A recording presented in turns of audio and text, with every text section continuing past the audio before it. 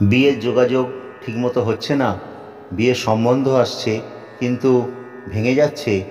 আপনি যেরকম চাইছেন সেই রকম মনের মতো পাত্র বা পাত্রী পাচ্ছেন না। তবে এই ছোট্ট কাজটি করে দেখুন, আশা করছি আপনার বিবাহ সংক্রান্ত যে সমস্যা সেটা শীঘ্রই দূর হবে। কি করতে হবে ভালো করে শুনে নিন। যে কোনো মঙ্গলবার দিন এই কাজটি করবেন। সেই দিন যদি কাজে বেরোতে হয় তবে অবশ্যই নিরামিষ আহার করবেন, শুদ্ধ মনে শুদ্ধভাবে থাকবেন, কারোর সাথে অযথা ঝামেলায় জড়িয়ে যাবেন না। বাড়িতেও কারোর সাথে তর্কাতর্কি করবেন না। রাস্তায় বয়স্ক কেউ সাহায্য প্রার্থী হলে তাকে কিছু অবশ্যই দান করবেন। বাড়ি ফিরে স্নান সেরে শুদ্ধ বস্ত্র পরে হনুমান মন্দিরে যাবেন। যে সময় ঠাকুরমশাই মন্দিরে উপস্থিত থাকেন সেই সময় যাবেন।